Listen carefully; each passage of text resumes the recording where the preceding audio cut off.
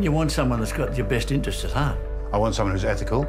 Attitudes are definitely important. You want someone you can trust. And you need a professional. Every professional needs to know a lot about their client. The most fulfilling thing is to be confronted with a difficult problem and see it all the way through. Community in general, I think, is increasingly seeing financial planners as a profession and would expect professional behaviour from them. I started with AMP back in 1961 when I first started work. And I don't believe in changing horses just for the sake of it. If you're asking me my relationship with Andrew, I'd certainly class him as a partner and a friend. There's no doubt. Ethics is the core of being a professional, but ethics is not black and white. Ethics is a very grey area. And so what I see as ethical or unethical behaviour, someone else might see totally different.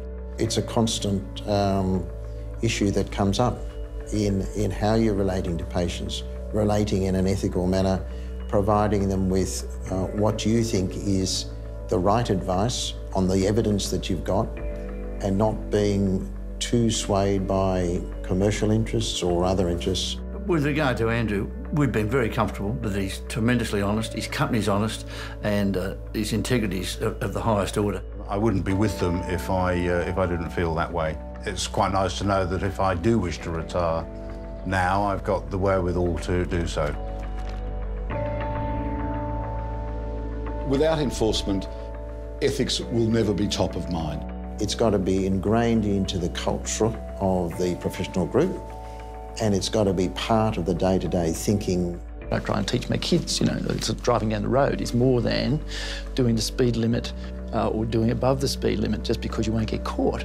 It's about doing the right thing. That's the fine balance that's very, very hard for a financial planner to achieve. He has to comply with the rules, but he has to make sure you understand it. Those rules and regulations have got to be there for our protection as much as for his own.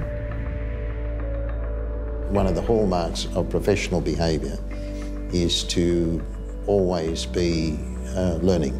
Developments in the legislative, regulatory environment have been huge. Sitting up in bed, my wife's reading a book and I might be reading a case or something like that, And you've got to find your interest in it. If you find your interest, then the education follows. I feel that my planner has an in-depth knowledge that I certainly don't have.